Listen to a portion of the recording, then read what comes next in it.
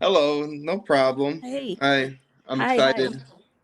Yeah, I'm sure you've done like 50 interviews. You're probably like, I'm so done talking about this. I've done. I would say I've done not too many, not as much as you would expect me. Um, I don't think I'll ever. I don't know. I don't think I'll ever get sick in a way of talking about this until I find out the truth of it all. Yeah. Because it's always that's just a constant thing that's on my mind every day is what the hell actually happened. Well, yeah. I mean, like you said, Davion wasn't just your best friend. He was like your brother. Yeah, And you probably feel like you have an obligation to him to figure this out. yeah. No, I definitely feel like. I feel their energy like pushing me more, Yeah. to try and figure out the truth. And I know, like I've said this in other lives, I know damn well they would have showed me a sign. They would have done something if I was going down the wrong route. Yeah. Yeah. I mean, I don't know about you, but I haven't had a lot of people close to me die, but when my dad died, it was like a very paranormal time for me. I don't know if I would. I don't know if I've had too many. I would say like paranormal moments. I know my mom has like told me she like always feels Davion in the house and talks to him, and she like if something happens, she'll blame it on him.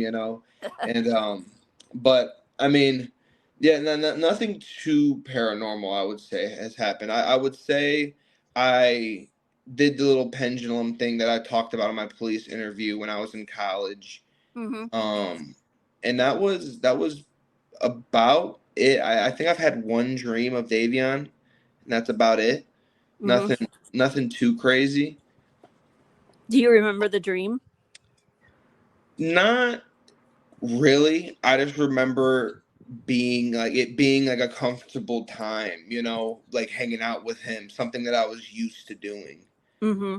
with him, but nothing of the specific details or anything of that sort.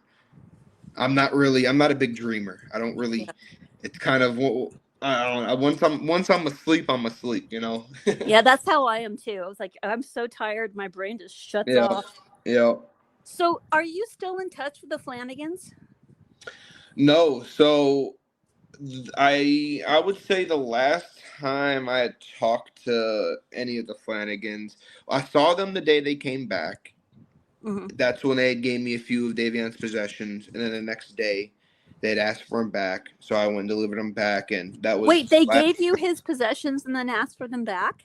Yeah, they gave me it was a swimming medal from when he swam as in I would say in like elementary school, middle school he swam.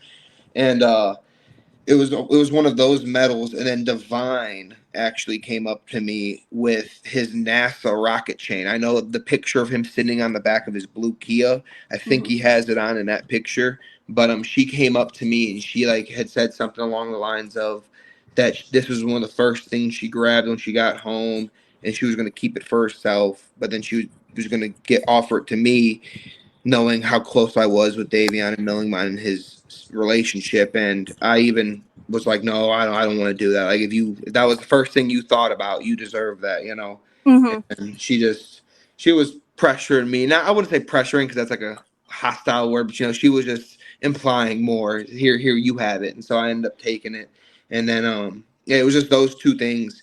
And then the next day, their dad texted me saying something of along the lines of that he had debt collectors, and so they need to make sure that everything that they can get wiped off, and also they need the swim medal for the tables that were at the funeral, which I you Oh. know I respected it all. I didn't really have a problem with it at the time or anything. Didn't Hmm. really take no offense to it or nothing. I guess nowadays I would say I take a little bit of offense just knowing how they feel about me. So I feel like that might have came out of that. Well, I mean, I don't know about this. So, what do you mean how they feel about you? Are they not on good terms? So I wouldn't say good terms. I mean, when I first saw them when they came home, I straight up told them. They asked me if we were drinking. They asked me if we were doing anything of those sorts. I said no. Uh-huh. I was like, when the toxology comes back, you're gonna see there was no alcohol. There was none of that, and like there wasn't. anything bad. And then we shared a moment. We went to their neighbor's house, the Harper's house, their neighbors. We went to their house, and we were just in the living room all talking about Davion and talking about his life and whatnot. And I mean, that was like, it all seemed fine. Nothing seemed, no hostility. There was no weird emotions or nothing. And then over the course of that night, some way, shape, or form, I guess that changed because they asked for that back. I went and dropped it off, and then they never reached back out to me or nothing. They never did anything. And then the next thing you know that involved the families at all was the court ordering, where any of the Shrilla friends or supporters wasn't allowed to talk to any of the victims' families. Oh. Yeah, there was a court order put in on that. So that was during the juvenile courts and the bind over, and so during that whole time, I wasn't even I wouldn't say scared, but I wasn't even thinking about reaching out because of that court order. Were you formally served a document for that? Nah, they just said it in court. They just said it in the juvenile court. Okay, well, who's to determine who's? I mean, at that point, I don't know. That sounds kind of weird. I've never heard something like that before, like where they were telling you can't.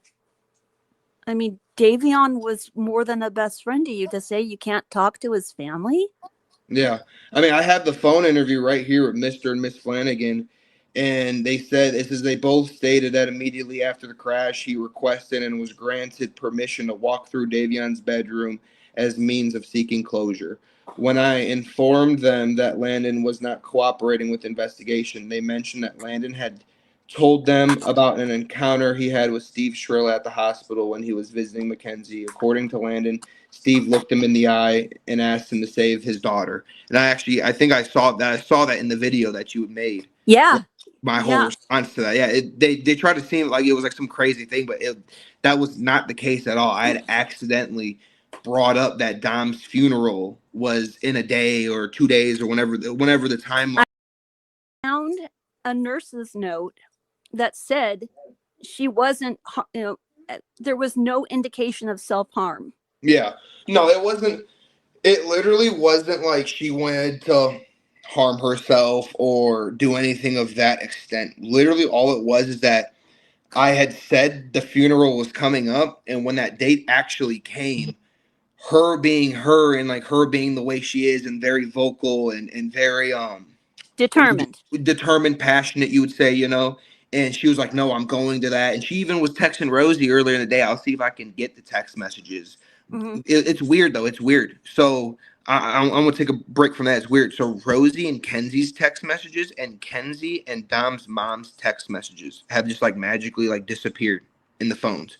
Mm-hmm. Like it looks like Rosie and like Kenzie when it comes to like Dom's mom, it just looks like they're talking to themselves. It's weird. And it's like some of them are like for like weird text conversations, like the one on Kenzie's phone between Kenzie and his mom was when Toph had reached out. I think those texts are in the FOIA when Toph had reached out and said, oh, it's Toph, I'm so sorry, all that. Yeah, when he said it was my fault. Yeah, like those were just completely missing from her phone. Oh, interesting. I'm just like, huh. But so yeah, no, what did he mean by that? Honestly, I don't know. It was weird that he had said that, but I know he's going through some things or has been going through some things over the course of his life. So I don't. Oh, yes. I don't hold him the most accountable for what he says, but at the same time, some of the crimes that I see him in, it kind of tells me it's like, okay, he has to be a conscious, sane person to some level of degree, So, but yeah, no, I mean, I don't know. There's so many lies and so many just things that like they are in the case files, and then people just are out here lying, acting as if they're not in the case files. Oh, I know. I've it's, what I'll tell you, it's really frustrating even for me as someone who's read through a lot of the files and has seen a lot of the footage, having people come at me who have only heard other social media content creators lying about the case and telling me I'm wrong and basically telling me I'm a bad person Yeah. for supporting Mackenzie. Because I know Mackenzie, first of all, you would have to be one hell of a skilled driver to pull that off. Yeah. I mean, what really messes me up, and this was my dad's stance on it, or at least one of his general opinions on it, and is like, he's like, there's no way that if you, no matter what the scenario is, unless if it was suicide, if it was suicide, that'd be the only way that you could come up with a logical answer to this question. Yeah. But other than that, like, how, if you're going to drive directly into a building at 70, 80, 90, 100, whatever, even 40 miles per hour, your brain is physically going to like have you brake to some degree.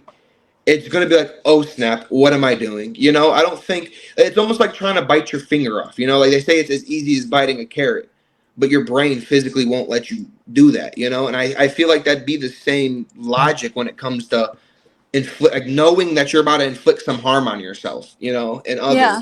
Well, especially if you're not suicidal. Yeah, that's what I'm saying, especially if you're not suicidal. And they had declared that. They had ruled that she was, you know? Yeah, I mean, it doesn't make sense what they're saying. You know, she intentionally tried to kill Dominic, but how could she have tried to kill Dominic without killing herself? And then let's go back 2 weeks from there, that incident with them on the road saying that she was threatening Dominic when it was the other way around. Yeah. And here, I guess I want to throw this out here too, because this is what also blows my mind a little bit, and is like, they try to claim that Mackenzie and Dom were going to break up, and they try to claim that they got into an argument in the car, which thus then caused her to have this instinctive reaction to, if I can't have you, nobody can, right? That's exactly what they said. And my whole problem with that is so through the text messages, what we see is in the beginning of July, Dom sends some message about breaking up. Kenzie's, I can't remember exactly what the whole text thread consisted of, but I remember at the end of the day, they ended up saying, okay, let's try to work it out, or let's try to move past it and see what we can do. And that was at the beginning of July. We hung out with them multiple times throughout July. Seemed perfectly fine. Seemed in love. Seemed like they wanted to be together.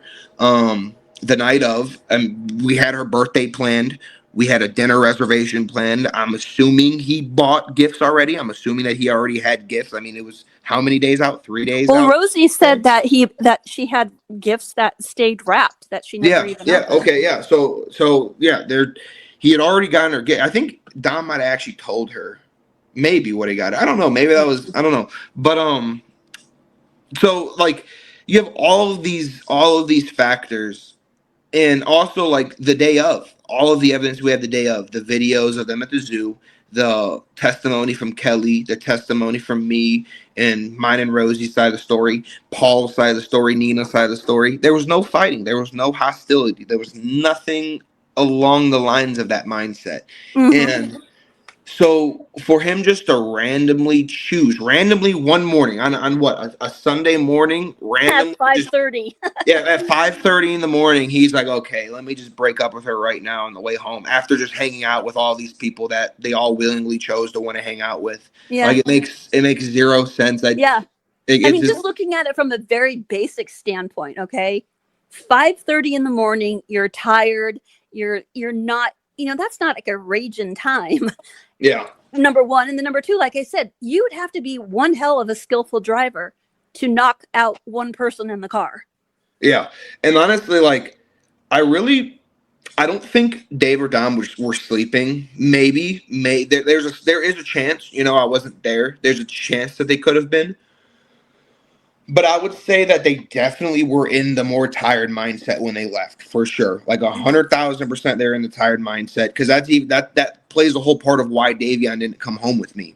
It's because he's like, okay, let me just go home and shower and sleep a little bit till noon. Like they were all tired in a tired mindset, so there was no way. There's no way. And then another thing too is like, Davion was my closest friend out of everyone. I would say I'm even closer with him than I was Rosie at the time. And And so I feel like if they were always fighting around him, or he was always dealing with some crazy drama at their house, I feel like he would tell me that. I feel like he would relay that to Oh me, yeah, he totally would have. or say something about. I say he'd be like, "Man, dude, these like, have you ever seen Dom and Kenzie fight, bro? They're fucking wild, bro." You know, he would say something along those lines, Yes. but he never has. He never has. Right. I And think he would have so, told you too, for sure. yeah, and I said this in another live previously. Is like, I'm very interested to see what that last week of text messages consist of. Was there a lot of fighting? Was there not a lot of fighting? You know, Hmm. because with Davion living with them, I truly believe that he was more of like kind of like a mediator when he was there. You know, it caused them not to fight. It caused them not to be in that side of their relationship. You know, Maybe. and especially with a newer friend. Everyone's saying that, oh, she wanted to murder her boyfriend and his best friend. Davion is not Dom's best friend. If you're about to say that if his sister's about to come out here and say, oh, Landon wasn't Dom's best friend, number one, I never said that I was his best friend. I said that we were upcoming and close friends in the documentary. Yeah. But um Well, um quick question.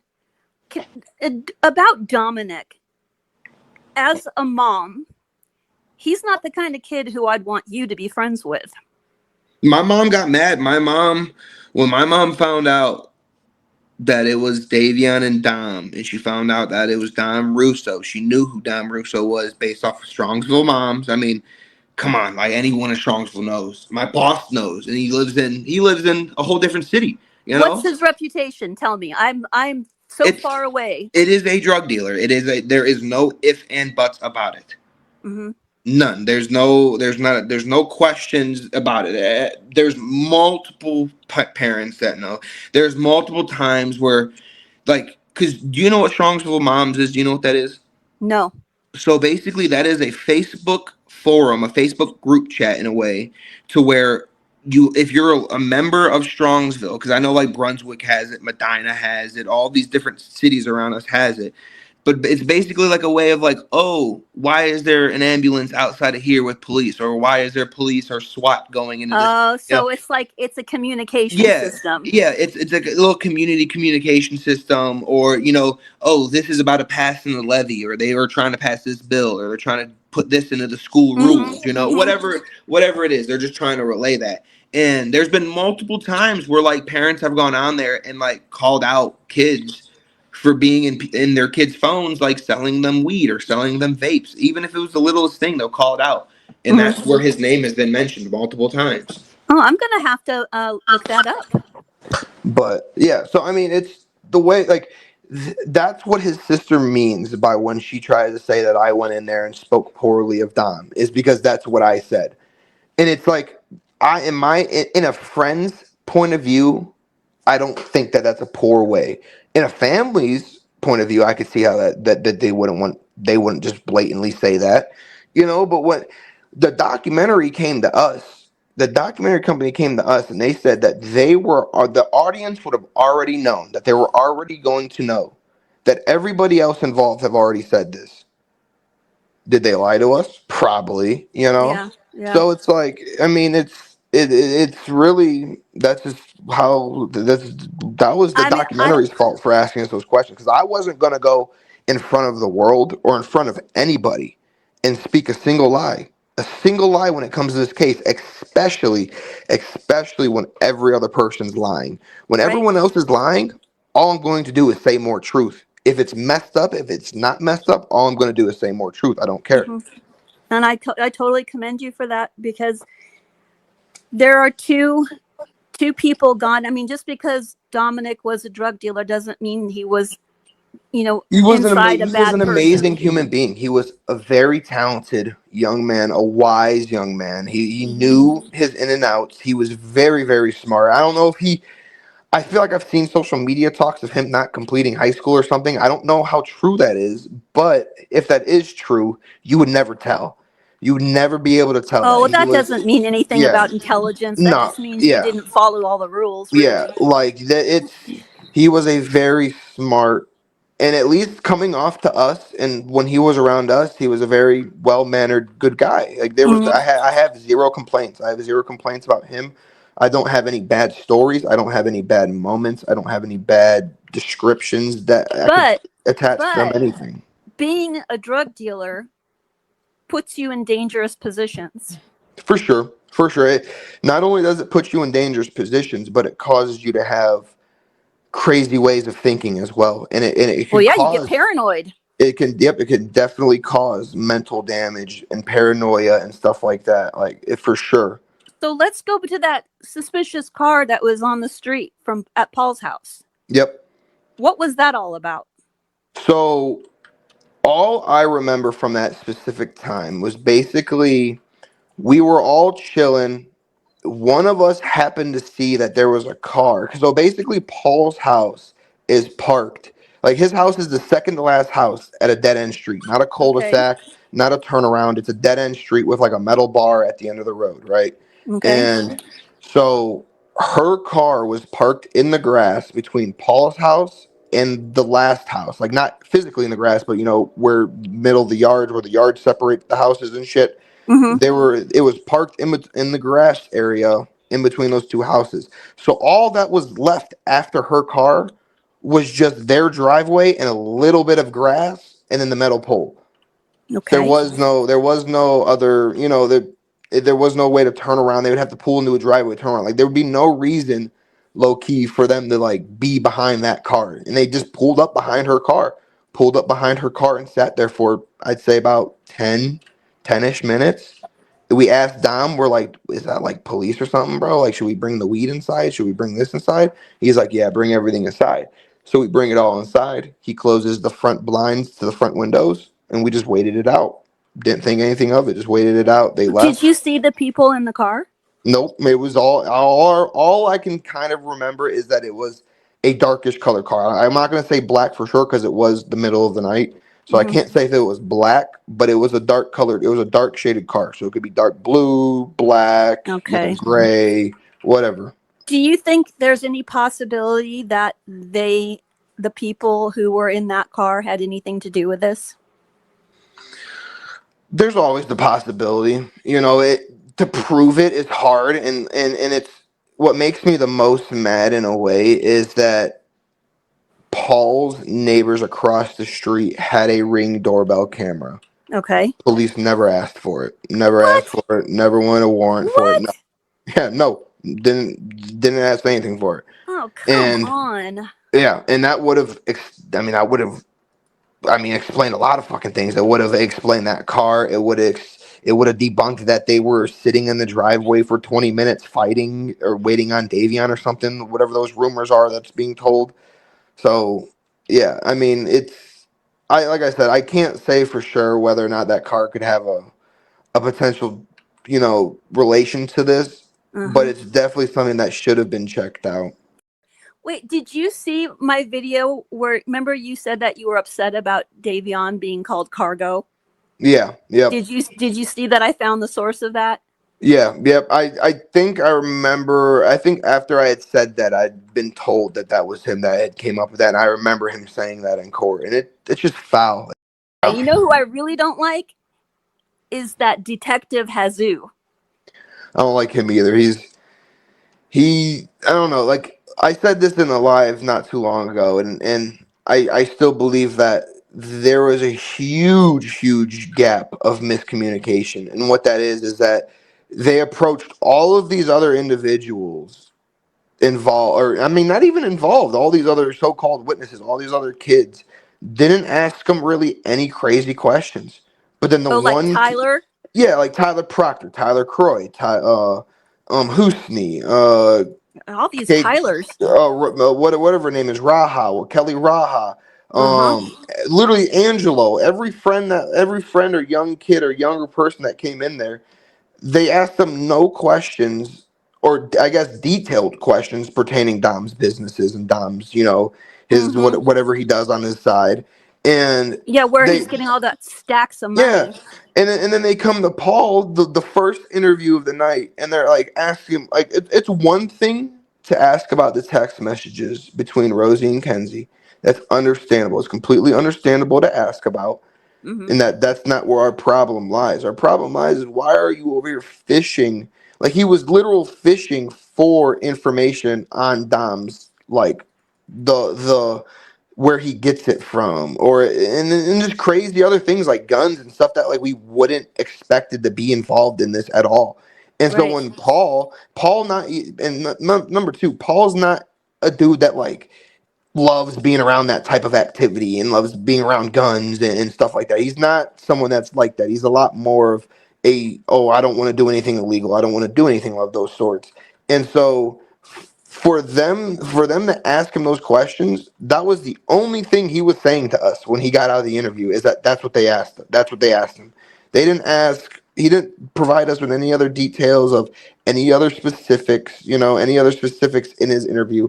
All he provided us was with, hey, they're asking about drugs, they're asking about guns, and they're asking about where Dom gets them from, and it's bad. That's exactly what he told us. And so I think that big gap of miscommunication between us and the detectives and us and the families is what caused a lot of this like side eye looks, from the families, or Mm. maybe all of this overthinking from the families. Mm-hmm. But Mm-hmm. it's like in our brains, we were trying to protect Dom. When we look back at it now, would we have just went and talked? Yeah. But Yeah. in the time and at the moment, we thought we were doing right by Dom, and we thought we were doing what Dom and Dave would want us to do, and Right. not go in there and provide them with any form of details that could involve that, even though we don't really know any of the good details that they want to know, but we don't want to play an effort at all. We don't want to play no part, no effort into getting that caught up, Right. because that's not what we think caused the accident. Or I mean, even at the time, I still don't think that's what caused the accident, but especially at the time, that's not what we thought caused the accident. Now, with all these, cars driving by and all these crazy things that are coming out, it's a little bit more likely in my mind.